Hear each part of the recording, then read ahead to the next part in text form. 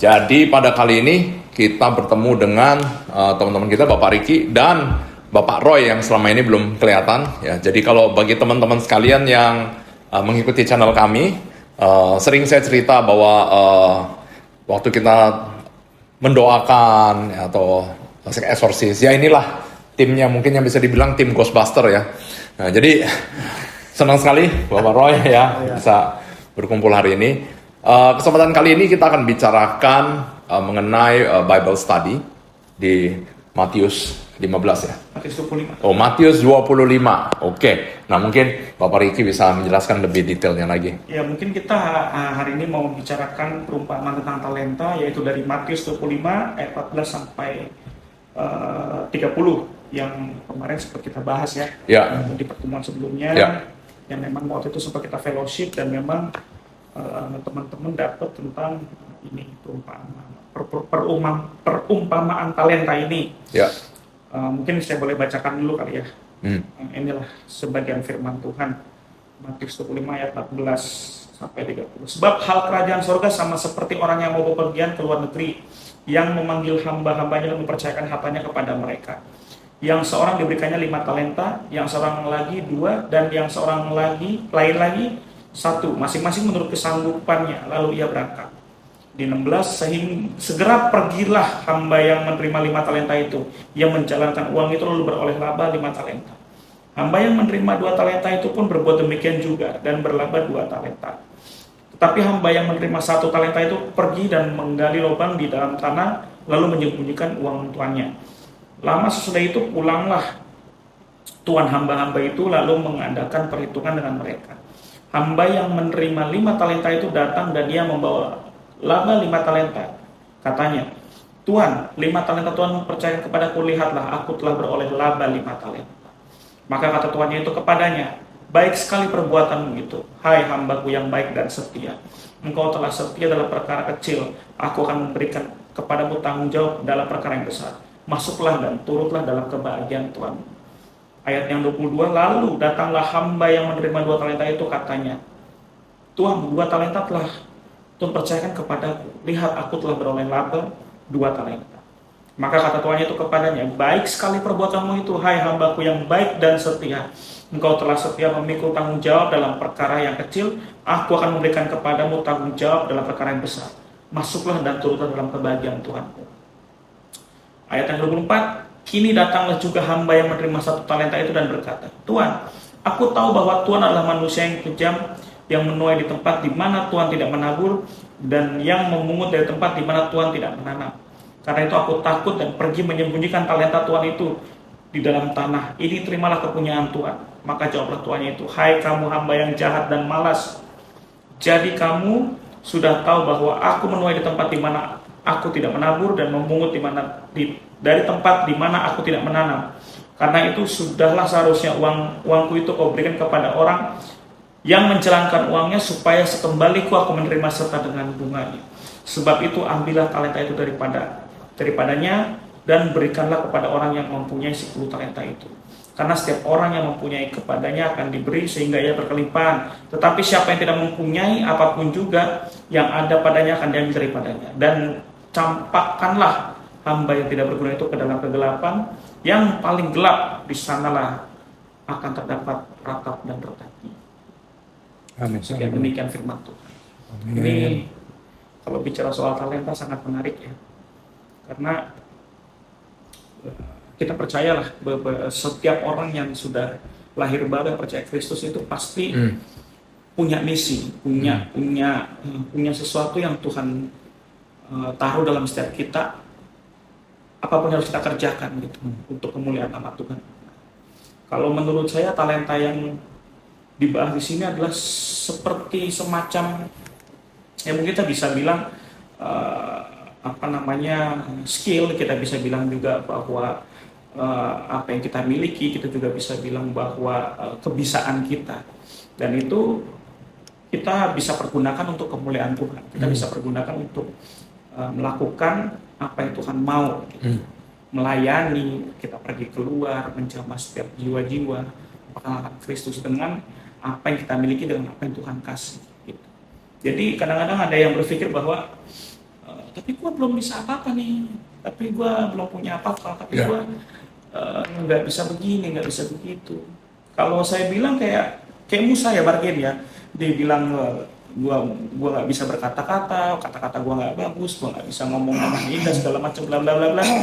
Tuhan bilang apa sama Musa? Ya lu mati aja kalau gitu.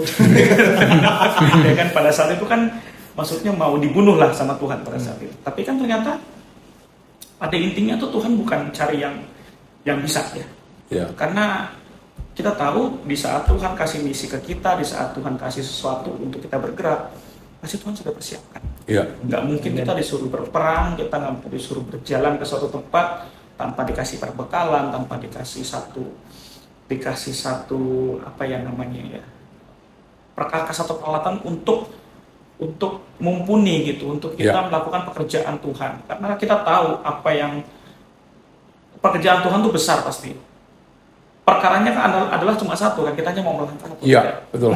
Sama seperti yang 5 talenta sama yang satu kan bedanya, yang satu bergerak memperoleh laba dan dia kembalikan kepada Tuhan.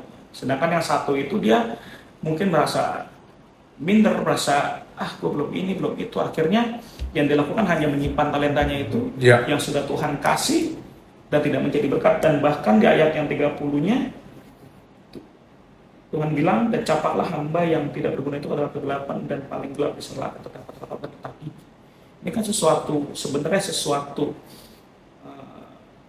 peringatan ya, sesuatu yang cukup keras lah yang Tuhan bilang. Jadi kalau menurut saya apa yang sudah Tuhan kasih itu jangan dipendam lah. Pasti ada sesuatu yang bisa kita jadi berkat gitu. Apapun itu. Tuhan nggak mungkin nggak kasih kita apa-apa. Kadang-kadang yang bikin kita nggak mau bergerak atau takut untuk maju adalah kita berpikir kita nggak punya apa-apa. Yang pertama harus kita tahu itu dulu sebenarnya sih. Minder gitu, minder ya.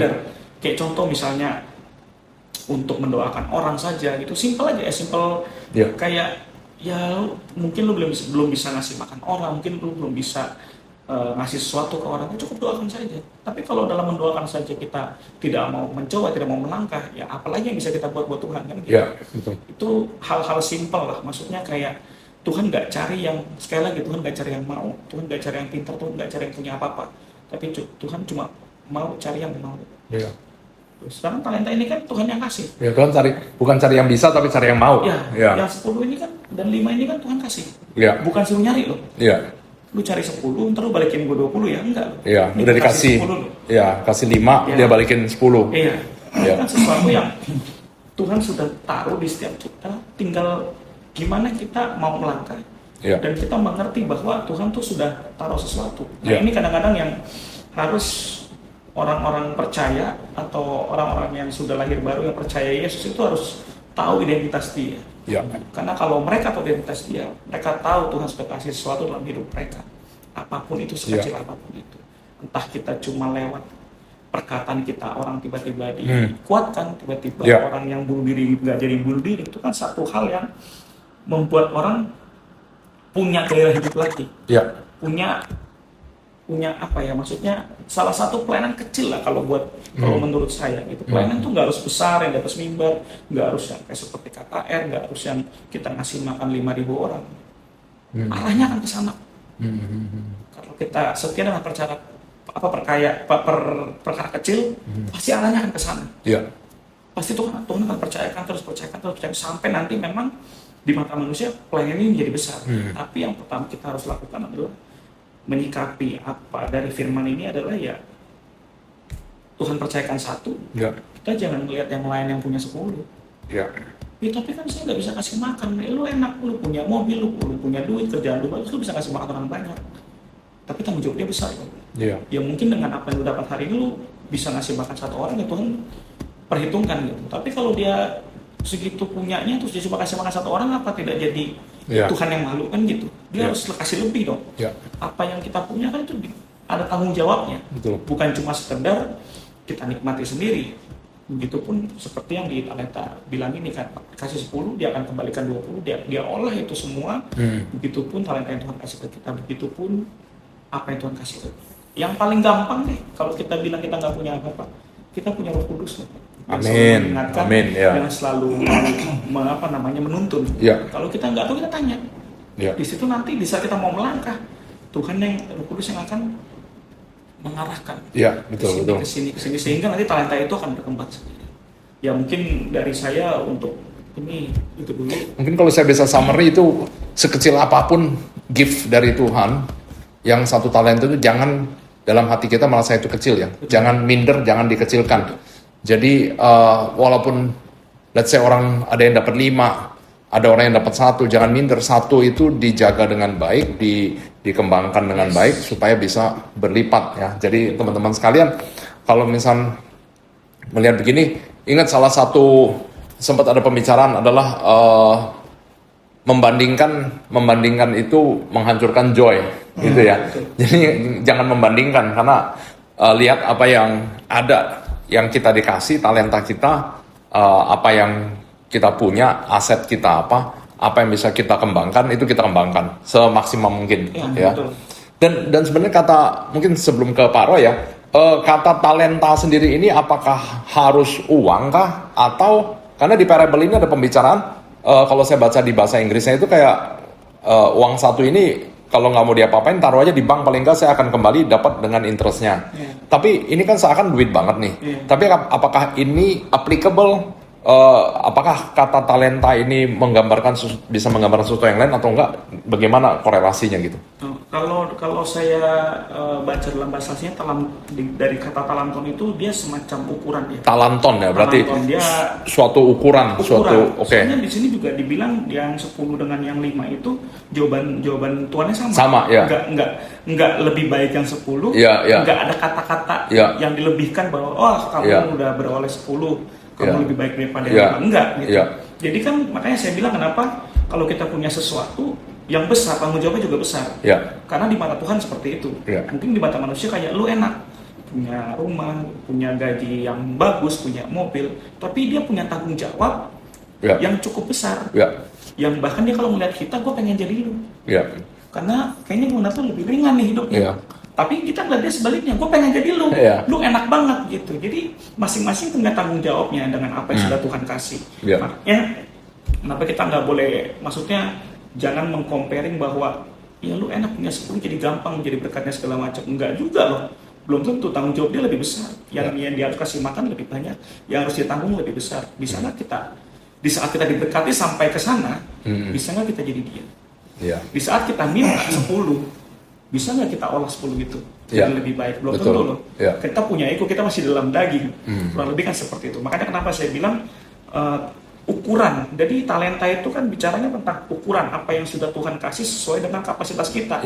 Di saat kita bertanggung jawab dengan kapasitas yang ada dan Tuhan lihat, wah bagus nih, gitu. Tuhan akan perbesar sendiri kok.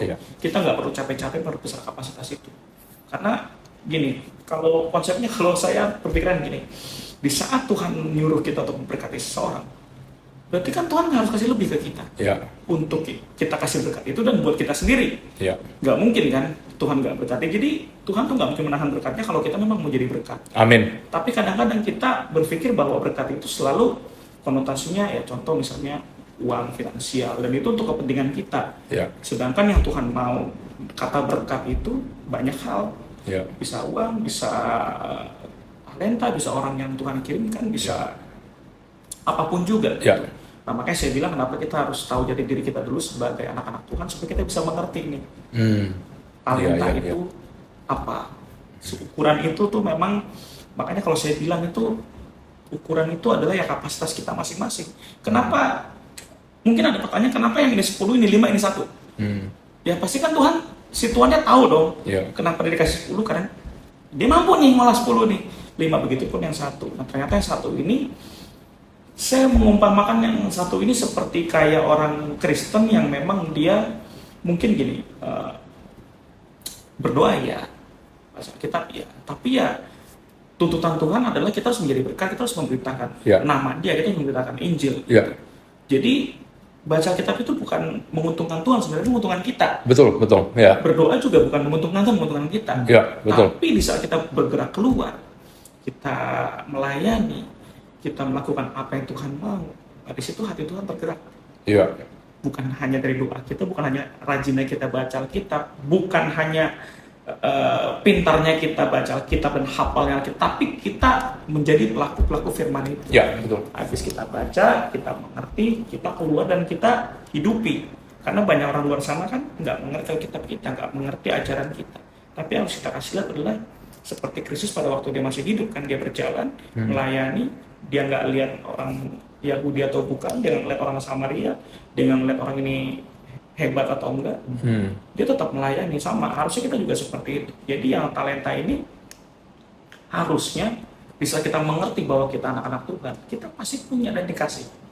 Nah di situ dulu, habis itu kita harus berani melangkah untuk mengaplikasikan apa yang sudah diberikan itu. Kayak contoh paling sederhana, ada beberapa orang yang orang dekat saya mau sebuah karunia. Dalam artian, ya mungkin dia terpukau dengan sebuah karunia lah, kesembuhan apapun itu. Saya cuma tanya sama dia, kamu tahu dari mana kalau kamu itu bisa dikasih karunia kesembuhan atau tidak? Kalau kamu minta karunia dulu baru melangkah, baru melayani, kamu tahu dari mana kalau kamu sudah punya, sudah dapat karunia itu? Dia bingung. Lalu saya lanjutkan, kamu harus jalan dulu kan, kamu harus doakan orang dulu kan, kamu harus ketemu orang sakit dulu kan, kamu harus sentuh dia, tumpahkan tangan dia, berdoa dalam nama Yesus. Kalau dia tiba-tiba sembuh, berarti kamu punya karunia itu kan? Iya, dipercayakan karunia itu. Tapi kalau kamu tidak melangkah, ya gimana caranya kamu tahu? Seperti itu kan, makanya saya bilang berjalan dengan iman seperti itu. Di saat kita mendoakan orang sakit, motivasi kita kan mau supaya dia kenal Tuhan, supaya dia dijamah Tuhan. Bukan cuma kesembuhannya saja, tapi di saat dia sembuh, dia memuliakan Tuhan.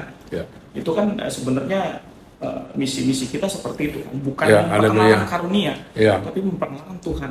Hanya jembatan lah, karunia itu jembatan ya. Belum tentu habis itu kita doakan orang lain, hal yang sama terjadi, belum tentu. Itu yang makanya saya mau ingetin bahwa karunia itu ya tidak menyelamatkan, tapi itu memang dipakai. Dan karunia itu akan terjadi bukan hanya karena kita yang taat, tapi dari doanya dia juga. Tiba-tiba dia berdoa, Tuhan saya mau dilawat segala macam, Tuhan kirim kita, yang kita taat juga. Jadi nyambung gitu, dua arah. Kitanya melihat mujizat Tuhan, dianya merasakan Tuhan. Itu kita lewat tangan kita melakukan kuasa Tuhan. Dan mereka yang sakit di saat mereka percaya dengan Tuhan, mereka serahkan hidupnya, mereka sembuh. Jadi kita sama-sama diberkati sebenarnya. Jadi nggak ada yang punya karunia lah yang berkati, enggak. Dua-duanya sama-sama diberkati. Di saat kita melakukan satu kuasa Tuhan, itu juga kita diberkati. Karena kita masih dipakai Tuhan loh. Kita masih dipercayakan. Nah itulah di saat kita dipercayakan, ya kita harus bergerak. Jadi sekali lagi talenta itu adalah ukuran kita, ukuran di mana saya percaya lah, di saat kita memuridkan, di saat kita pergi untuk menjadikan semua bangsa murid Tuhan, Tuhan akan menyertai. Dan menyertai itu kan ya termasuk dengan perlengkapan itu, dengan karunia itu. Tapi kalau kita tidak melangkah, buat apa Tuhan kasih karunia? Buat show off, buat gaya-gaya kan enggak. Dan ya memang jadi benda yang tidak berfungsi ya, jadi pajangan buat apa? Sesuatu yang mungkin malah bikin kita jatuh loh. Dan kita pun kalau nggak melangkah juga kita nggak tahu kalau ada karunia itu dalam hidup kita. Jadi banyak kan orang pengennya dapat sesuatu yang supernatural dulu baru melangkah. Kebanyakan orang seperti itu yang di sekitar saya ya. Maksudnya saya selalu bilang sama mereka bahwa kuasa supernatural yang dari Tuhan itu adalah perlengkapan, bukan satu tujuanmu gitu. Tapi untuk menuju ke tujuan itu, kamu dikasih itu. Jadi itu adalah ya seperti mobilnya lah, seperti peralatannya. Bukan tujuannya. Karena kalau tujuannya ke sana ya, kamu akan memuliakan dirimu sendiri. Orang akan melihat kamu bukan sebagai murid Tuhan atau bukan sebagai orang yang punya karakter khusus, tapi malah jadi orang hebat. Jadi orang hebat. Jadi dukun yang dukun Kristen. Betul. Kurang lebih seperti itu. Makanya ini nyambung banget nih talenta ini dengan sebenarnya dengan gaya hidup jalan Kristen gitu. Jadi memang ya kita harus bergerak lah. Kita harus, apalagi lihat dunia akhir-akhir ini makin nggak beres, dunia tidak semakin baik seperti Firman bilang kan. Makanya sekarang kita mau ngapain lagi sih? Kalau nggak kita melakukan apa yang Tuhan mau. Amin. Jadi tadi kita bicara talenta. Jadi kalau saya bisa gambarin talenta ini dalam matematiknya ya, kata-kata talenta ini berarti satu orang dapat 4x, satu dapat 2x, satu dapat 1x. Nah sekarang untuk pembicaraan yang sangat relate ke kehidupan sehari-hari ya. Gimana kalau x-nya itu rupiah gitu misalkan? Nah gimana? Ada masukan apa nih Pak Roy? Oke, pertama kali di podcast, jadi kalau kelihatannya agak ngaco, mohon maaf dulu. Ya. Oke, mungkin kalau saya bicara dari dibilang pengalaman mungkin apa ya? Ya pengalaman lah ya, sebutnya pengalaman. Nah, awalnya Bible itu adalah kamus kehidupan. Ya, oke. Jadi Bible kamus kehidupan. Dalam setiap season dalam hidup, dengan kata yang sama, itu akan relate dengan kejadian yang sedang dihadapi. Waktu kecil tadi kan, yang mengenai kemampuan diri sendiri, talenta. Nah, kalau sekarang ini talenta itu mengenai ekonomi. Ya, apa saya ngomong apa adanya? Saya juga lagi struggling, tetapi dengan berdoa, minta tolong bantu ada breakthrough. Amin. Berikanlah Amin. ayat tadi itu. Talenta. Jadi memang sebetulnya gini, ada yang dapat 1 talenta, 2 talenta, 5 talenta. Nah, dari kata-katanya diberikan, itu kepemilikannya masih Bapak. Ya. Bukan punya kita. Kita itu hanya sebagai manajer yang mengatur, memanage uang tersebut. Ya. Dalam arti kata, nggak bisa semena-mena kita terhadap uang itu. Iya. Jadi kita gunakan itu ya untuk memuliakan Tuhan lagi. Amin. Seperti itu ya. Ya. Tapi kan kita lagi kekurangan gini mau memuliakan gimana gitu kan. Nah itulah kalau kita mengandalkan diri sendiri hasilnya ya seperti ini. Seperti yang saya pernah alami. Tapi sekarang nih mulai diputar pikirannya metanoia ya. Apa namanya tuh istilahnya? Apa? Akal budinya diubahkan. Putar arah deh, balik arah gitu. Switch. Di switch. Bahwa ini kepemilikan punya Bapak, dan kalau ada kepemilikan punya Bapak, artinya bagaimana ada memanage-nya. Nah, ada yang ngomong manage seperti ini, 10-10-80. Apa itu 10-10-80? 10% itu tithe, atau itu adalah segala hal yang mendapat dari Bapak, itu muliakanlah Bapak dengan setiap pertama kali crops from dari lumbungmu, biar lumbungnya berkelimpahan, seperti itu janji Bapak kan. Nah, itu berikan kepada Bapak. 10%-nya itu adalah sebagai saving. Anggap ini nggak ada barang. 80%-nya itu yang kita belanjakan. Apa yang kita gunakan. Nah, berat nggak? Berat banget, bro. Iya, kalau maksudnya gini, kalau orang yang hidupnya besar pasak dari tiang gimana itu? Nah, kalau memang besar pasak dari tiang, tetap yang 10% itu harus ada. Harus ada? Harus ada. Tetapi mulai dari saat itu kita akan berpikir di 80%. Istri-istri siap ngomel-ngomel nih. 80% ini kita akan dipaksa berpikir. Asli gitu. Apa sih kok saya bisa jadi pengeluaran saya begitu besar? Iya. Akhirnya mulai lihat, ada subscribe Spotify, ada subscribe Netflix, ada subscribe Prime Time, apa. Ternyata saya ada beli kupon game Ragnarok atau game apapun. Ternyata saya sekarang banyak banget makan di luar. Apa segala itu mulai terlihat semua. So the point is pada saat udah terlihat semua, what to do? Apa selanjutnya dilakukan? Ya kan? Nah, kalau kita emang serius, kita memang menganggap diri kita ini manajer dari uang yang dipercayakan oleh Bapak kita akan ubah itu semua. Dan dari hutang yang banyak itu akan mulai hilang hutangnya, terbayar semua. Kenapa? Karena ini kita manage dengan baik ya. Manage dengan baik. Gitu. Berarti kurang lebih secara nggak langsung mengubah pola hidup juga. Mengolah pola hidup bukan secara bukan hanya keuangan saja, tapi pola pikir, pola hidup. Pola hidup, betul. Nah, memang ini gampang dilakukan, enggak sama sekali. Enggak. Tapi ya kalau misalkan kita nggak jalan dulu, itu kita nggak akan bisa keluar dari yang kita inginkan. Betul, ini juga sangat bagus karena gini. Keluarga itu kan suatu gereja terkecil ya. Jadi harus memiliki suatu kesepakatan. Yes, karena gimana kalau kita udah memanage seperti itu.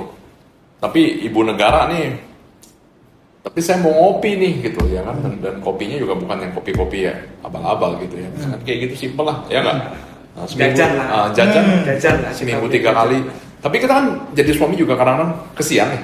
Kayak gila, ibu-ibu yang teman-temannya dia bisa begitu, tapi jangan sampai lah bini saya nggak bisa, paling nggak ya sosialisasi gitu ya, nggak. Nah, tapi gimana pun harus dibicarakan untuk mendapatkan suatu kesepakatan, karena gimana pun juga, saya juga pernah bicara hal-hal mirip demikian. Let's say di suatu standar demikian, teman-temannya di standar demikian, ya, ngopinya, belanjanya, main-mainnya begini. Tapi nanti suatu hari, misalnya dapat karunia yang lebih besar, gitu ya. Yang laki sih kadang-kadang ya tadi tergantung tiap orang ya. Cuman kadang-kadang orang tertentu dia nggak butuh terlalu banyak, mereka biasa-biasa aja. Walaupun kondisi banknya kurus kah, gendut kah, orangnya begitu aja, nggak kelihatan bedanya. Ada yang begitu. Tapi kan ada yang langsung kelihatan bedanya. Nah kalau yang kelihatan bedanya ini, Toto yang tadinya jalan-jalannya ke Dufan, jadi jalan-jalannya mungkin ke Singapura. Iya kan? Naik level lagi jalan-jalan ke Singapura, jalan-jalan lebih jauh lagi gitu misalkan. Jadi kemana gitu misalkan. Jadi sebenarnya nggak ada batasnya ya untuk hal begitu. Nah untuk mendapatkan suatu titik kesepakatan, kata yang seperti kayak cukup. Yes. Ini ada nggak ilmunya gitu. Nah, Bapak manajer ini gimana ini? Ada kata, misalnya kayak, oke, kita cukup di level sekian.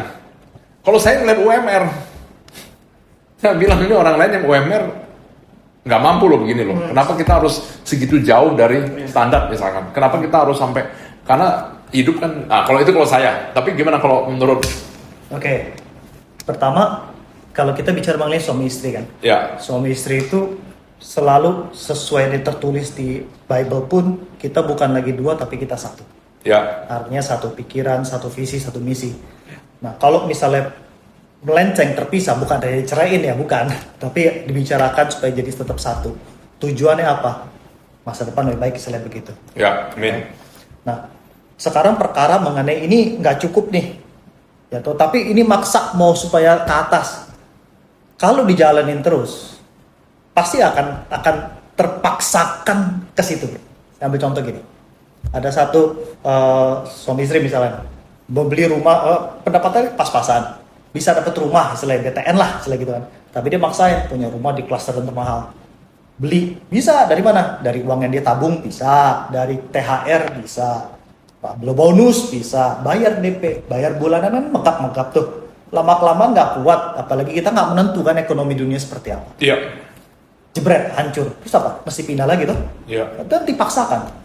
Nah karena itulah ada 1, 2, 5 sesuai dengan kemampuan. Iya.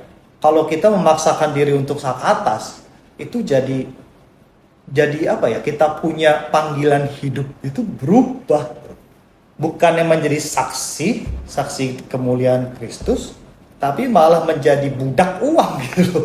Ya, jadi arahnya ke mamon. Ya mamon, mamanya Doraemon sudah. Dari ya gitu. Sorry. I mean, Kita mengerti kok. kita mengerti ya. Ya mamon. Terlalu banyak bergelut dengan hantu. Daripada serius banget itu kan. Ya. Nah, tapi memang ini kalau kita melihat dari kacamata kehidupan secara natural, yang which is actually kita hidup di dunia ini sebetulnya spirit kita tidak. Spirit kita itu berasal dari surgawi. Amin. Tapi memang kita ada di sini, kita ada di dunia ini. Apa kalau bahasa Inggrisnya we are not from this world but we are of this world. Of this world ya. Kayak gitu. Mau nggak mau kita harus jalanin ini. Mau nggak mau. Sorry, saya potong sebentar. Saya ingat kalau nggak salah Paulus yang bilang ya bahwa seorang suami itu adalah kepala dan seorang istri itu adalah leher. Jadi memang ini mungkin suatu gambaran yang kayak tadi kita bilang visinya harus sesuai ya. Jadi kalau misalkan suaminya mau nengok ke kanan, istrinya mau lehernya ke kiri, bayangin susah kan? Ya nggak? Lehernya ke sini, matanya ngelirik ke sana, jadi nggak nyambung. Betul. Jadi itu memang harus mengalami suatu keharmonisan untuk suatu kesepakatan ya. Jadi kalau misalnya kita bilang oke, kita hidup dalam pelayanan, harus dua-duanya setuju hidup dalam pelayanan, karena kalau enggak, karena jujur aja kata-kata pelayanan ini sendiri kan udah jelas-jelas pelayanan ya.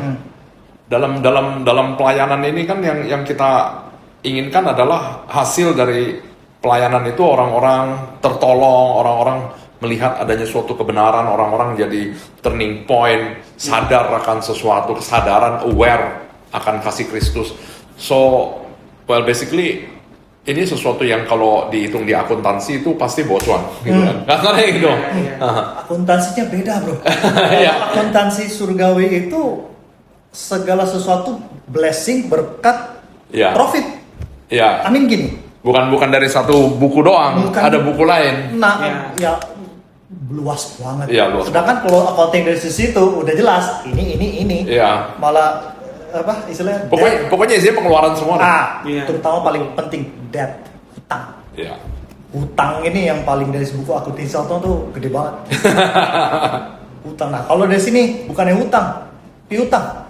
Malah kita udah mau istilah gini, kita mau berdosa pun itu sudah ada bayarannya. Kita ada utang pun sudah dibayar sama Kristus. Ya, sebelum berutang udah dibayar dulu. Udah dibayar lunas, tapi bukan berarti kita ada license to sin, ya, bukan. Iya. Tapi kalau kita tahu kita sudah diampuni, kita tahu kita sudah diselamatkan, kita tahu kita sudah bebas, dan kita dicintai, dikasihi, Amin. Ya. apakah kita mau nyakitin Berdosa. hati orang yang mintain kita? Saya mau tanya, yang disebutkan tadi itu termasuk dengan talenta? Nah, bagus tuh. Masuk kali ya. Pengertian sih, Iya. masuk. Understanding. Apakah kita kalau sudah dapat kebenaran, sudah diselamatkan, sudah melihat mujizat, melihat kuasa Tuhan, apakah kita mau diam aja? Kita mau umpetin sendiri? The sharing. Iya. Kita harus share, kita harus bagikan. Nah ini yang menarik waktu sempat kita kemarin pas kita fellowship sama-sama itu ya, yang dia bilang, oh saya dapat ini, terus saya bilang, saya nggak dapat apa-apa tuh. Tapi ini yang sangat menarik kan, yang bertanya, beberapa minggu yang lalu, memang kan saya pernah cerita ya, kadang-kadang ada sesuatu yang bikin stres atau depressed atau whatever, that is my problem. Terus dengan segala macam ini tiba-tiba baru sadar, oh memang di saat itu saatnya saya menerima informasi yang Tuhan ajarkan melalui teman-teman sekalian. So bukan berarti suatu hari saya pernah melihat surga, and then saya tahu semuanya. No. Ada saat dimana saya yang duduk dan saya dengerin. Dan soal talenta ini menarik banget. Podcast ini mundur 1 tahun. Padahal mungkin talenta saya nggak 1. Mungkin saya bukan orang yang dapat talentanya 1. Tapi podcast ini mundur 1 tahun. Karena saya bilang dalam hati saya, pendeta juga bukan, ke gereja juga bolong-bolong, ya.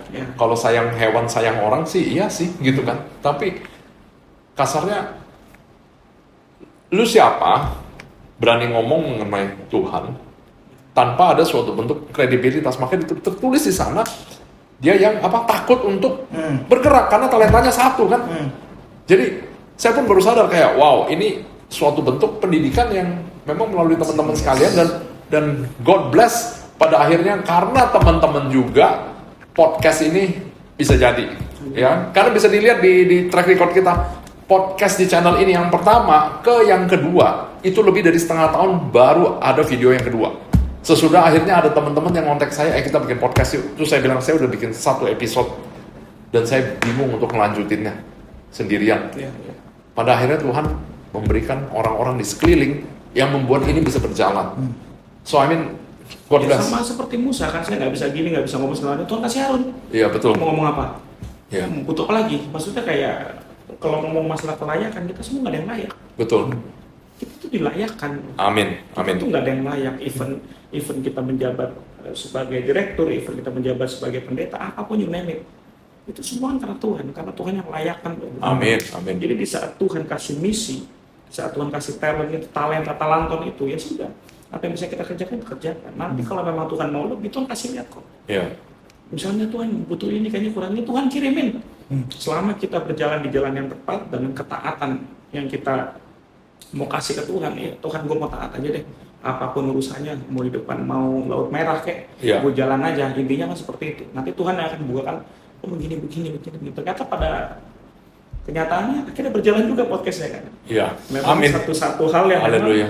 mengubah kita semua lah, membuat kita semua bergerak. Nggak cuma 1 orang, nggak cuma 2 orang, tapi banyak orang yang diberkati juga lewat apa yang kita kerjakan pada akhirnya.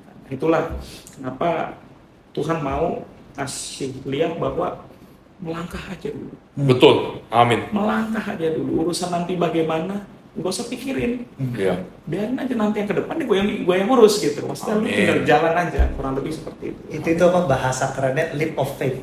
Ya, Leap of faith. Leap of faith. Nggak tahu ada apa-apa, jalan dulu, Jalan. lompat dulu ke depan, Iya. maju dulu, Iya. see what happen. ya, Karena kita itu dipanggil jadi saksinya loh. Amin. Amin. Ya. Tujuan kita di hidup tuh ya jadi saksinya, dan percaya nggak percaya nih, mukjizat tuh happens every second. amin. Ya. Ya, Ya betul. mungkin belum banyak yang aware, termasuk kadang-kadang dengan hiruk pikuk Betul. ke dunia kita nggak aware, tapi sebetulnya pada saat kita tenang in peace, kita ngelihat mukjizat tuh happens setiap Iya. detik. Ya. Betul. Saya sih merasa banget ya, sering banget doa yang saya berdoa. Saya bilang, oh saya udah capek dengan ini, saya mau ini, saya mau ketemu dengan organisasi yang demikian, dan terus tiba-tiba saya kayak, kenapa saya nggak ikut ini? Terus saya ikut suatu hobi. Terus begitu saya lihat, karena saya punya kebiasaan tuh nulis di diary, jadi doa dalam bentuk diary. Begitu saya baca lagi kayak, ini klub yang saya baru masuk ini, isinya orang-orang seperti yang saya doain ini nih. Gitu misalkan orang-orang cowok-cowok yang nggak banyak tingkah deh gitu ya, yang bener ketemu sepasukan orang yang bener-bener kayak ya cowok banget gitu, yang nggak terlalu banyak politik, yang bikin kita nggak pusing deh gitu ya. Jadi sekedar olahraga yang bikin kita lebih plong gitu. Terus kayak saya bilang itu, kok kayak ada depres, ada apa, terus waktu dikirim teman-teman kayak, ini cerita mengenai talenta. Padahal ya bukan menyemangkan diri atau apa ya, kita kan kalau udah kasarnya mengenal lah ya, mengenal, saya nggak bisa ngomong terlalu gede, mengenal Tuhan itu seperti apa, kita secara refleks pasti tiap hari paling enggak mendengarkan atau membaca Bible. Itu tuh pasti ada dikit-dikit, walaupun 15 menit, 10 menit, atau bahkan cuma 5 menit deh. Tapi pasti ada mendengar kitab tertentu ya, mungkin paling nggak mendengar ya. Saya sekarang sih sering denger ya, karena mungkin mata udah plus baca. Jadi dengar, tapi bukan berarti ngerti semuanya. Seringkali masih ada banyak yang miss. Seringkali lupa bersyukur. Seringkali lupa kalau you ada talenta. Jadi takut untuk maju, padahal talentanya udah ada. Takut untuk melakukan sesuatu, takut untuk melipat gandakan, takut karena orang akan berpikir gimana. Hal demikian terjadi, dan bahkan untuk mungkin orang yang kalian lihat, kalau Arif mah pasti bodoh amat hal ini, tapi enggak juga ternyata gitu loh. Enggak juga, saya kadang-kadang malah berasa yang buruk itu pola pikir, di mana kadang saya berasa saya berbicara, let's say kita nggak peduli dengan pandangan orang lain, tapi kadang-kadang gini, saya berbicara on behalf of my Lord yang begitu glorious, tapi guanya kayak begini. Gue merasa kayak, man, ini kayak bener-bener pemimpin yang luar biasa, tapi juru bicaranya kok begitu banget gitu kan. But again, dengan sesuatu yang sudah diberikan ini, saya bilang, loh harusnya saya nggak berhenti dong, ya kan. Dan teman-teman manggil, ayo kita ngelakuin ini yuk. Kayak, itu suatu panggilan yang udah muncul dari tahun-tahun kemarin. Yang tanggalnya aja sebenarnya udah ada, lu harus mulai. Dari situ mundur sekian bulan, baru saya bikin satu video. Dari satu video nggak nyambung lagi, sampai sekian bulan baru mulai lagi. Semua karena jegalan-jegalan mengenai tidak percaya diri, tidak terlalu yakin. Paul, kalau dibilang talenta, sebenarnya keunikan sudah ada gitu ya kan, pengertian sedikit-sedikit sudah ada lah ya kan. So saya bilang untuk teman-teman sekalian juga, jadi jangan mengecilkan talenta itu ya. Kayak tadi dibilang misalkan, si A dia terlahir dengan semua fasilitas, dia mau bangun gereja dia bisa, dia mau bikin persekutuan yang bisa merangkul 1000 orang juga bisa. Saya nggak ada kayak gitu, tapi bisa jadi suara kamu bagus. Iya kan? Bisa jadi kamu ahli main musik, bisa jadi kamu menulis sangat bagus, kamu bisa membantu menulis doa, bisa jadi ya ahli dalam membuat konten. Itu juga sangat luar biasa. Konten zaman sekarang, orang bikin TikTok, bikin apa yang nge-view jutaan orang. Kalau tulisan dan quote yang kamu masukin bagus, itu juga menyentuh banyak orang. Jadi nggak pernah mengecilkan talenta. Pada saatnya. Iya, gitu kan. betul. Intinya itu adalah pada saat kita memberikan memuliakan Bapa dengan talenta kita Amin. akan dipergunakan bagi orang yang membutuhkan di tempat lain yang kita nggak tahu siapa. Oh iya betul, iya. Jadi ya kita pun diberi talenta itu sesuai dengan apa yang kita mampu. Bukannya kita nggak mampu terus dikasih banyak akhirnya ngejegrek kita. Ya paling gampang lah, misalnya nih gue tukar tempat sama lu, nggak mampu gue, Ya sama. hancur gue. Ya. Kenapa? Karena gue nggak ada kepintaran lu, gue nggak ada experience lu. Begitu pun juga lu sama kayak gue, Sama, nggak ya. akan sama. Iya. Tetapi yang paling penting adalah pada saat kita menerima itu, pertama kali itu adalah mengenal Bapa, bangun relasi dengan Bapa. Iya. Udah bangun relasi dengan Bapa, dari situ kita mulai mengenal diri sendiri. Hebat. Kita mengenal Bapa, kita mengenal diri sendiri. Iya. Itu udah jalannya bareng-bareng. Iya. Luar biasa loh. Padahal kita nggak ada kepikiran mengenal diri sendiri. Iya. Tapi kita mau mengenal Bapa nih. Tek. Dapatnya ya kita kenal diri sendiri. Setelah kita kenal diri sendiri, kita tahu talenta kita apa yang dititipkan Amin. oleh Bapa buat kita. Kita progres. Nah, makanya tadi kan dibilang yang 2 jadi 4, ya toh? Yang 5 jadi 10. Bapak nggak pernah ngomong, wah lu 4, lu 10, yang ini lebih hebat daripada yang mana. Nggak ada. Enggak, ya. Yang ada cuman, oh ya kalian adalah setia ya. Terus Baik mari dan masuk, setia. berbahagia bersama. Jawabannya sama. Iya. Sama. Sama Kenapa? persis jawabannya. Yang Bapak mau itu adalah progres, bro. Iya. Bukan hasil. Bukan hasil, ya maksudnya kita progres, oke kita progres, bukan kita berdiri di tempat, kita progres. Nah sekarang, tapi kan saya nggak ada kepintaran, saya nggak tahu saya masih kemana. Oke lo gampangnya aja GPS deh, saya dari titik sini saya mau ke rumah. Kalau saya nggak gerak-gerak itu GPS juga cuma ngomong Iya betul. apa? 100 meter belok kiri. Tapi Udah, diem aja. itu aja terus. Iya. 100 meter belok kiri. Even dikasih GPS pun kalau lu nggak gerak ya percuma kan. Ah, GPS-nya kalau misalnya di interaktif nih, Even dikasih mobil pun kali juga nggak jalan kan kasih. betul. Dikasih GPS, dikasih kendaraannya, nggak Nah. jalan. Terus sekarang GPS nih, jalan nih kita di jalan kan, depan belok kiri kan, ternyata pas habis itu, wih macet, tiba-tiba rerouting lu, jalan lagi, sampai tujuan. Iya. Kalau kita nggak jalan dulu, gimana kita bisa? Iya. Dan setiap pengkolan, setiap apa yang kita hadapi di tengah jalan itu memberikan kita kesaksian atas glorinya. Iya. Yang Setiap penting, kali kita harus belok itu ya. ya, yang penting itu apa? Kita ngandelin Bapak, Iya. bukan ngandelin diri sendiri. Amin. Pernah ngandelin diri sendiri bro, hasilnya apa? Malu total. Iya. Hah? Malu total, akhirnya apa? Down, depres, wah saya nggak ada apa-apa segala macem. Tapi habis itu kita ngandelin Tuhan. Kan kalau misalnya saya memang harus jalan ke sana, saya jalan. Saya lakukan itu, saya lakukan. Yang gak bakal dikasih tahu dari kamu misalnya, Roy, lu ke situ, lu ngambil ini, lu balik lagi, nggak ada begitu. Yang benar apa cuma ngomong, Roy lu ke situ, udah sampai Betul. situ. Terus ngapain? Sini. Intinya gitu. Nah, talenta itu ya, talenta bisa mendengarkan itu juga bagus bro. Ya dong. Kalau talenta kemampuan mendengarkan kita udah selalu diuji. Diuji dan dicoba Kita ya. udah diuji dan dicoba, makanya kita bisa mendengarkan. Ya. Dan nanti kita podcast sama Bapak Roy 5 jam. Coba saya mau lihat pemirsa bisa tahan nggak? Apa maksud kita, pemirsa akan mengerti. Ya.